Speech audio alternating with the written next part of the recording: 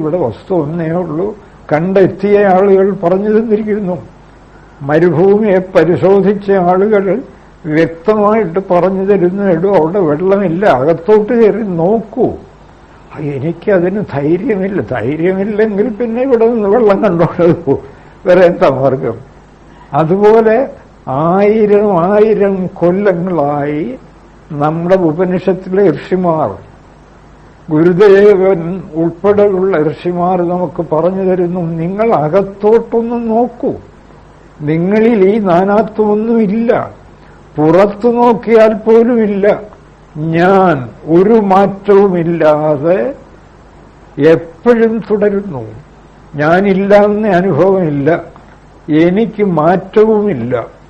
ഞാൻ ജനിച്ച അന്നു മുതൽ മരിക്കുന്നത് വരെ, അല്ലെങ്കിൽ ഉണർന്നിരിക്കുമ്പോഴോ സ്വപ്നത്തിലോ ഉറക്കത്തിലോ സകലതും മാറുന്നു, ശരീരം പോലും മാറുന്നു, പക്ഷെ ഞാൻ മാറുന്നില്ല.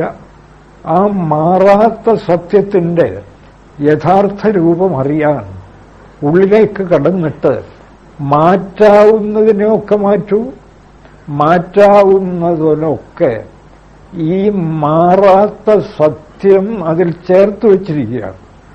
അതെന്തിനു ചേർത്ത് വെച്ചു എന്നൊന്നും ഇപ്പൊ ചോദിക്കരുത്. അത് മാറ്റാൻ കഴിയുമല്ലോ. ഇപ്പം നമ്മുടെ ഉള്ളിലുള്ള ഭേദചിന്തകളും രാഗദ്വേഷങ്ങളും നാം ഗാഠമായി വിചാരിച്ചാൽ നിശ്ചയമായും മാറും. ഇതൊക്കെ ഒന്നാണ് എന്നെ ആ തത്വം ഉൾക്കൊണ്ടിട്ട് ഞാനിനി ഒന്നിനോടും പ്രത്യേകം രാഗബദ്ധനാവില്ല, ഒന്നിനോടും ദ്വേഷബദ്ധനുമാവില്ല. ഇതൊക്കെ ഒന്നാണ്. ഞാൻ എൻ്റെ രാഗദ്വേഷങ്ങളെ മാറ്റും, എന്റെ ലൗകിക ചിന്തകളെ ഒക്കെ ബ്രഹ്മസ്വരൂപമാക്കി മാറ്റും എന്ന് ദൃഢനിശ്ചയം ചെയ്താൽ മാറുമല്ലോ. അങ്ങനെ മാറുമെന്നുള്ളതിനെ മാറ്റി നോക്കൂ. പിന്നീട് നമുക്ക് ആലോചിക്കാം ഇതൊക്കെ എന്തിനു വന്നു. അതായത് പ്രകാശം കൊണ്ടുവന്ന് നോക്കൂ, ഇരുട്ട് മാറും. പിന്നെ ഇരുട്ടിനെ കുറിച്ച് ചിന്തിക്കേണ്ട ആവശ്യമേ വരുന്നില്ല. അതുപോലാണ്. അല്ലാതെ ഇവിടെ നിന്ന് എന്താണ് ഈ ബ്രഹ്മാനന്ദം, അതിനെന്താണ് ഈ കുഴപ്പം പറ്റിയത് എന്നൊക്കെ ആലോചിച്ചുകൊണ്ടിരുന്നാൽ ജന്മജന്മാന്തരങ്ങളിലും ഒരു പിടിയും കിട്ടില്ല. അതാണ് ഈ ഭൗതിക ശാസ്ത്രജ്ഞന്മാരും മറ്റും ഇത് കിട്ടാനായിട്ട് ഗ്രഹാന്തരങ്ങളിൽ അമ്പരന്ന് ഓടുന്നു, ഒന്നും കിട്ടുന്നില്ല. കുറച്ച് മണൽത്തരയും വെള്ളവും ഒക്കെ അല്ലാതെ ചൊവ്വയിൽ പോയിട്ടും അപ്പുറത്ത് പോയിട്ടും ഒരു വസ്തു കിട്ടുന്നില്ല. അതിവിടെ ഉപനിഷത്ത് പറഞ്ഞിട്ടുണ്ട്, ഇവിടെ എന്തുണ്ടോ അത് മാത്രമേ പരലോകത്തുള്ളൂ, അവിടെ എന്തുണ്ടോ അത് മാത്രമേ ഇവിടെയുമുള്ളൂ. ഇവിടെയുള്ള മണൽ ചൊവ്വയിലുമുണ്ട്, വെള്ളവും ചൊവ്വയിലുമുണ്ട്. അത് പിന്നെ അത് കിട്ടാനായിട്ടിപ്പോ ചൊവ്വയിൽ പോണോ? ഇത്രയും പണവുമൊക്കെ ചെലവാക്കി. പക്ഷേ ആത്മതത്വം പിടികിട്ടാത്ത ഏത് ഗംഭീരനും ഇങ്ങനെ അലഞ്ഞ് തിരിഞ്ഞുകൊണ്ടിരിക്കും. ഒടുവിൽ പൊടുന്നനെ ജീവിതവും അവസാനിക്കും.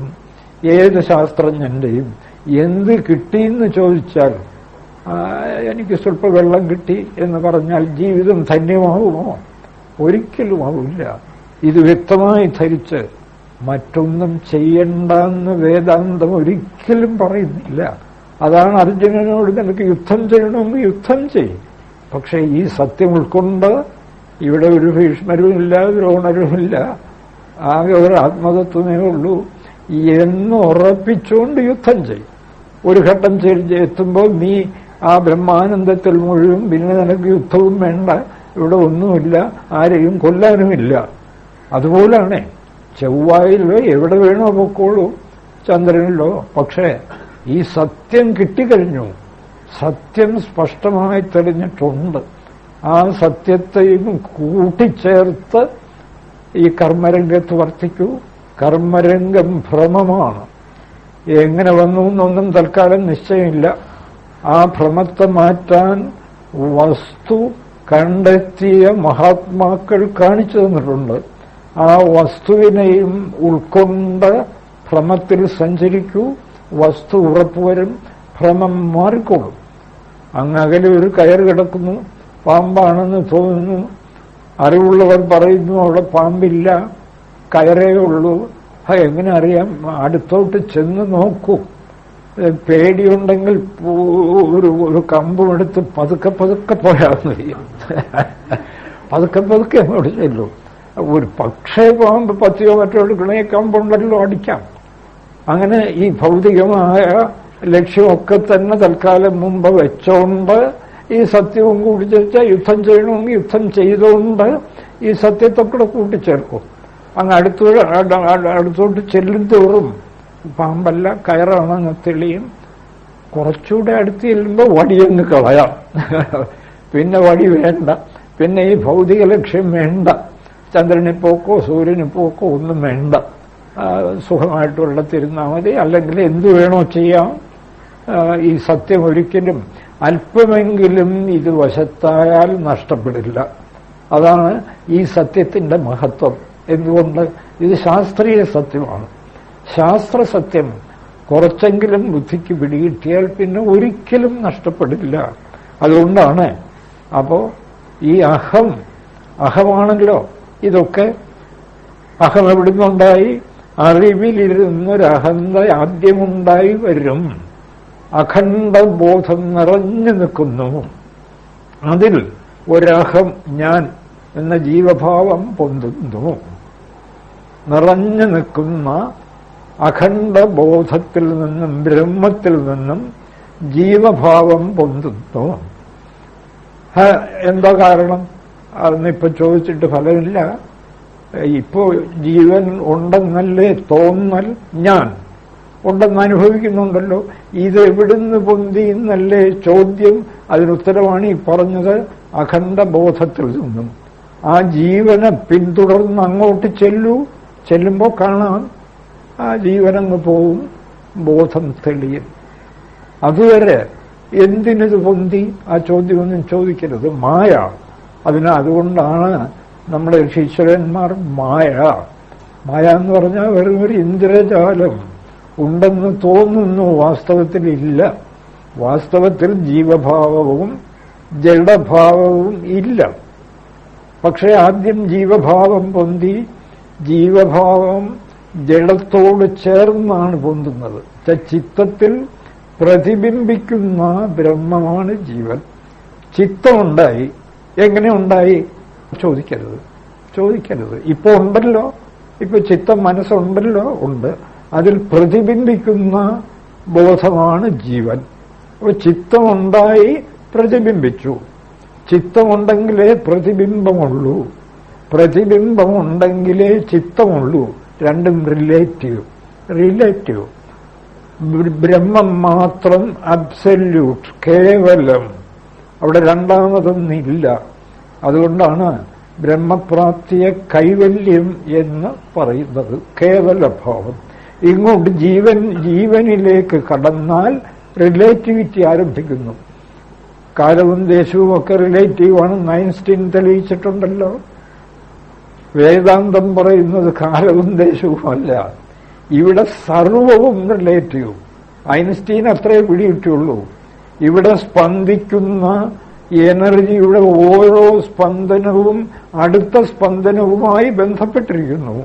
അടുത്ത സ്പന്ദനം ഇല്ലെങ്കിൽ ഈ സ്പന്ദനവും ഇല്ല. ഓരോ സ്പന്ദനവും റിലേറ്റീവാണ്. ഇതെങ്ങനെ വന്നു, എന്തിനു വന്നു, പുറത്തുനിന്ന് ചോദിച്ചാൽ ഒരിക്കലും പിടികിട്ടില്ല.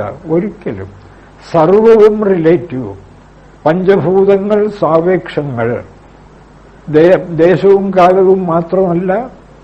അതിനെക്കുറിച്ച് കൂടുതൽ വിവരിച്ചിട്ട് കാര്യമില്ല. ആലോചിച്ചു നോക്കൂ. എന്തിനെങ്കിലും സ്വാതന്ത്ര്യമുണ്ടോ? ആകാശത്തെ ആശ്രയിക്കാതെ വായുവിന് സഞ്ചരിക്കാൻ കഴിയുമോ? വായുവിനെ ആശ്രയിക്കാതെ തേജസ്സിന് നിലനിൽപ്പുണ്ടോ?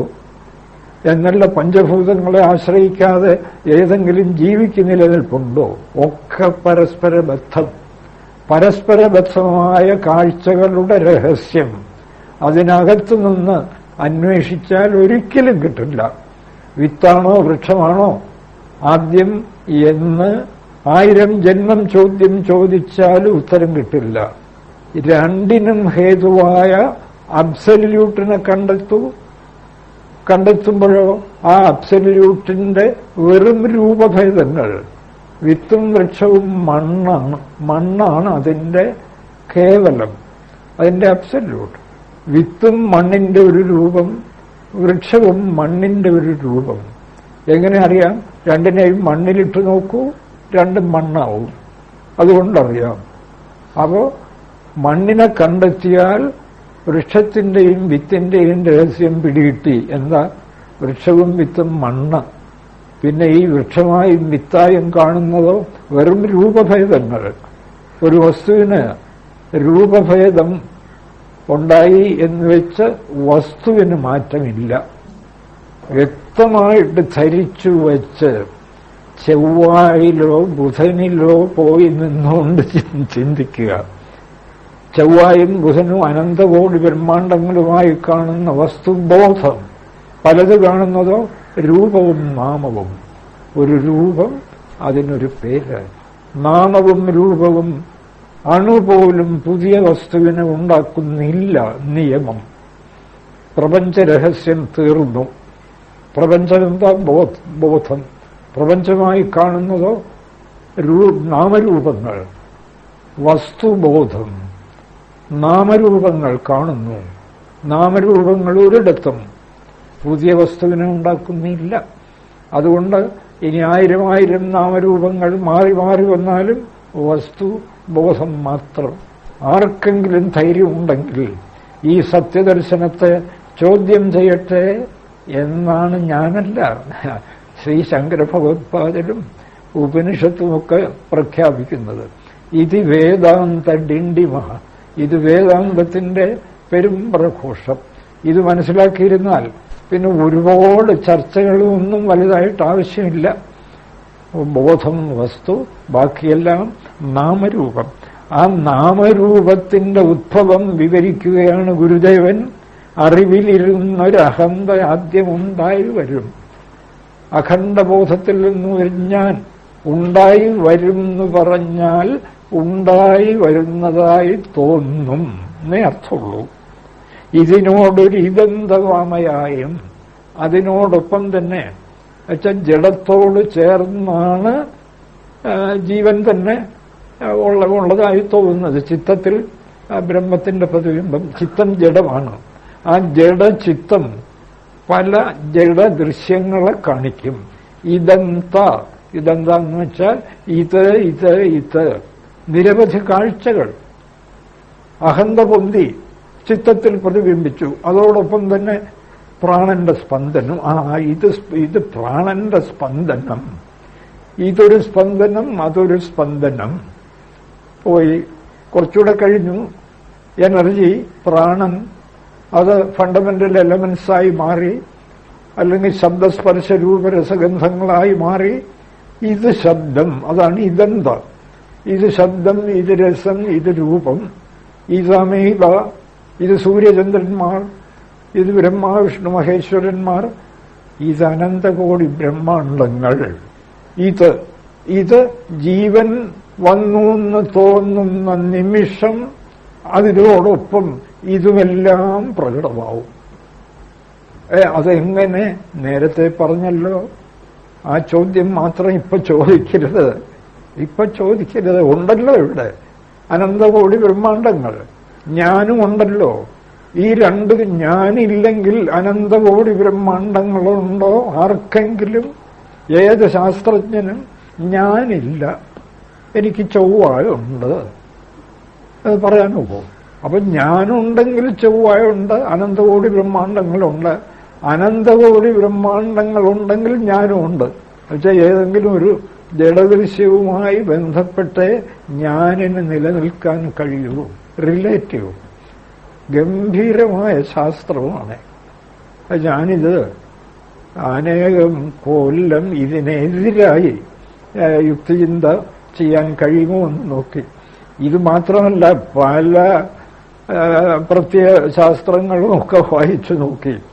പക്ഷെ ഈ വേദാന്ത യുക്തി ഈ എതിർക്കാൻ ശ്രമിക്കും തോറും അത് ഉറയ്ക്കുന്നു. മറ്റ് പ്രത്യയ ശാസ്ത്രങ്ങളൊക്കെ ചിന്നിച്ചിതറി അസ്തമിക്കുകയാണ്. ഒന്നിനും നിലനിൽപ്പില്ല. ഒരു ഭൗതിക ശാസ്ത്ര സിദ്ധാന്തത്തിനും 2 ചുവട് അങ്ങോട്ട് പോയാൽ നിലനിൽപ്പില്ല. വിദ്യാരണ്യസ്വാമികൾ പറയും, ഒരു 3 ചോദ്യം തുടർന്ന് ചോദിച്ചാൽ ഏത് ഭൗതിക ശാസ്ത്രജ്ഞനും തലയിൽ കൈവച്ച് വിളിക്കുന്നു, അറിഞ്ഞുകൂടാ, ഞാൻ അന്വേഷിച്ചുകൊണ്ടിരിക്കുന്നു, എനിക്കിപ്പോ അറിഞ്ഞുകൂടാ എന്ന് നിലവിളിക്കും. ഇതാണ് ഭൗതിക ശാസ്ത്രത്തിന്റെയും ഭൗതിക സിദ്ധാന്തങ്ങളുടെയും ഗതി.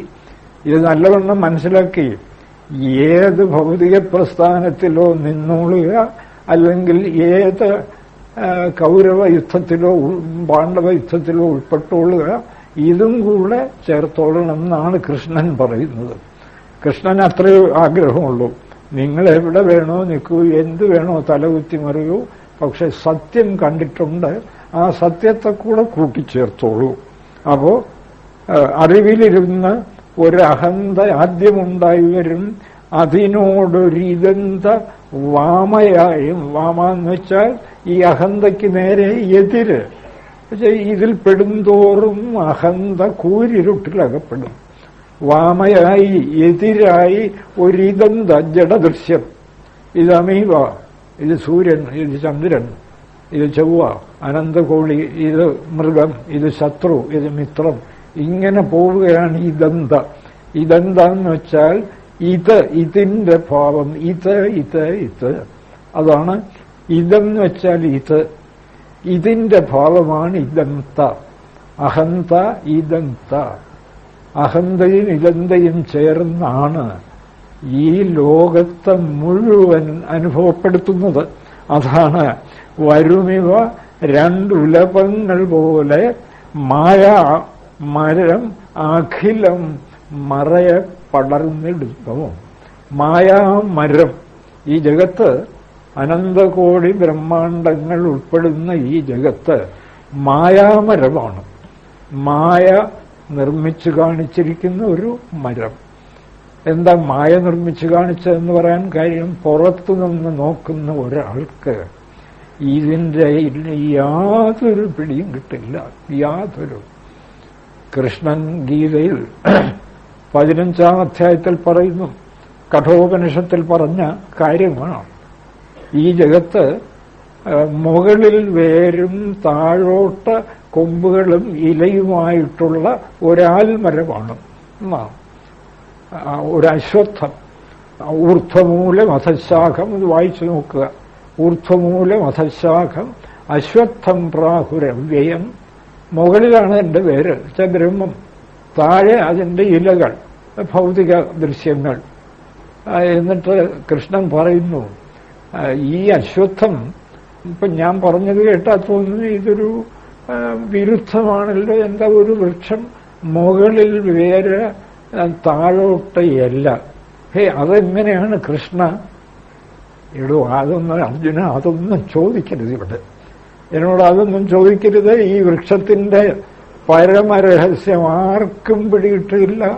നരൂപമസ്യേഹ തഥോപലഭ്യത്തെ. ഞാനീ പറഞ്ഞ രീതിയിൽ നിനക്കിപ്പോ അതിനെ കാണണം എന്ന് വെച്ചാൽ കാണാനും നോക്കില്ല. അതിന്റെ വേര് മുകളിലാണ്, ഇലയും ഒക്കെ താഴെയുമാണ്. രൂപമസ്യേഹ തഥോപലഭ്യത്തെ. അതിന്റെ രൂപം ഇവിടെ നിന്ന് അങ്ങനെ കാണാനും നോക്കില്ല. നാന്തോ നചാദിഹി, ഇതെവിടെ അവസാനിക്കുന്നു? ഒരു പിടിയുമില്ല. എന്നുവെച്ച ആദിഹി, ഇതിന്റെ ആദ്യം എവിടെ? ഒന്നും അർജുന തൽക്കാലം എന്നെ ഇട്ട് വിഷമിപ്പിക്കരുത്, ഒന്നും ചോദിക്കരുത്. എന്നുവെച്ചാൽ അന്തോ ന രൂപമസ്യേഹ തഥോപലഭ്യത്തെ നാന്തോ നച്ചാതിർ നച്ച സംപ്രതിഷ്ഠ. ഇതെവിടെ ഉറച്ചു നിൽക്കുന്നു? എവിടെ ഉറയ്ക്കാനില്ലാത്ത ഇതെവിടെ ഉറയ്ക്കാൻ? പക്ഷെ അത് തീർത്ത് പറയുന്നില്ല. അതിന്റെ എനിക്കറിഞ്ഞൂടാ ഇതെവിടെയാണ് ഇതിന്റെ വേരൊക്കെ ഉറച്ചു നിൽക്കുന്നത്, എനിക്കറിഞ്ഞൂടാ. നച്ച സംപ്രതിഷ്ഠ. പക്ഷെ സാരമില്ല അർജുന, ഞാൻ ഒരു കാര്യം പറയാം. ഈ വൃക്ഷത്തെ നിനക്ക് മുറിച്ചു കളയാൻ പറ്റും. അത് പിന്നെ അതിന്റെ ആദിക ഒന്നും സാരമില്ല. അസംഗശസ്ത്രേണ അശ്വത്ഥമേനം സുവിരൂഢമൂലം. നല്ല ഉറപ്പുള്ള വൃക്ഷമാണിത്. പക്ഷെ അതൊന്നും സാരമില്ല. അസംഗശസ്ത്രേണ ദൃഢേന ചിത്വ. ദൃഢമായ അസംഗശസ്ത്രം, ഡിറ്റാച്ച്മെന്റ് ഒന്നുമില്ല. എന്റെ മനസ്സൊന്നിനോടും ബന്ധിക്കുന്നില്ല എന്ന ദൃഢേന ഉറപ്പ് വേണം. നല്ല ഉറപ്പുള്ള കോടാലി, അസംഗശസ്ത്രം കൊണ്ട്, അല്ലെങ്കിൽ കോടാലിയൊക്കെ 2 വെട്ട് വെട്ടുമ്പോൾ ഒരു ദൂരം തെറിക്കും. പിന്നെന്ത് ചെയ്യും? അതുകൊണ്ട് നല്ല ഉറപ്പിച്ചുള്ള അസംഗശസ്ത്രേണ ദൃഢേന ചിത്വ, ദൃഢമായ അസംഗശസ്ത്രം കൊണ്ട് ഈ ഉള്ളിൽ മതി, പുറത്തെന്ന് ഞാനിതെടുത്തു പറയുന്നത്. അയ്യോ, ദൃഢമായ അസംഗശസ്ത്രം കൊണ്ട് ഈ ജഗത്തിനെ വെട്ടിമുറിച്ചാൽ സാറേ എന്തോന്നായത്? പിന്നെ കുടുംബത്തെ നോക്കാൻ പറ്റുമോ? പിന്നെ കുട്ടികളെ പള്ളിക്കൂടത്തിൽ അയക്കാൻ നോക്കുമോ? എന്താ പറ്റാത്തത്? അപ്പോഴാണ് ഗംഭീരമായ ഒരു ഈശ്വര പൂജ, ബ്രഹ്മയജ്ഞം. അയക്കൂ കുട്ടികളെ പള്ളിക്കൂടത്തിൽ. അത് എന്തോന്നാ? എന്റെ മോനെ ഞാൻ എഞ്ചിനീയർ, അങ്ങനെയൊന്നുമില്ല, ഞാൻ പള്ളിക്കൂടത്തിലേക്കുന്ന ഒരു ബ്രഹ്മയജ്ഞം. അങ്ങനെ വേണ്ട പോലെ ഈശ്വരനായി കരുതി മനസ്സിൽ അത്യന്തം ദിവ്യഭാവത്തോടുകൂടി കുഞ്ഞിനെ, ഇത് കൃഷ്ണൻ ദേവകിയോടും വസുദേവനോടും പറഞ്ഞതാണ്, എന്നെ വെറും പുത്രനായി കരുതരുത്, എന്നെ ബ്രഹ്മമായി കരുതി വളർത്തിൻ, ഒരു ദോഷവുമില്ല. അതുപോലെ വളർത്താൻ സാധിക്കും. അല്ലാതെ ചക്രവർത്തിമാരാണ് പലരും, വേറെ ചിലരൊക്കെ വിട്ടുപോയിരിക്കും, പക്ഷെ ഗംഭീരന്മാരായ ചക്രവർത്തിമാരാണ് പലരും വേദാന്തികളായി ഒടുവിൽ പൂർണ്ണ ബ്രഹ്മനിഷ്ഠരായത്. എത്ര പേരാണ് ഭാഗവതത്തിൽ, എത്ര പേർ അസുരന്മാർ. എന്താ, പ്രഹ്ലാദന്റെ അച്ഛനും അപ്പൂപ്പനും അടുത്ത പൗത്രനും ഒക്കെ മഹാബലി ഗംഭീര ബ്രഹ്മനിഷ്ഠനായിരുന്നേ. പ്രഹ്ലാദന്റെ കാര്യം നമുക്കറിയാമല്ലോ. മഹാബലിയുടെ അച്ഛൻ പ്രഹ്ലാദന്റെ മകൻ വിരോചനൻ മഹാവേദാന്തി, ജീവൻ മുക്തൻ. വിരോചനനിൽ നിന്നാണ് മഹാബലിക്ക് ഈ ബ്രഹ്മതത്വം പകർന്നു കിട്ടിയത്. എന്താ, അവരൊക്കെ രാജ്യം ഭരിച്ചില്ലേ?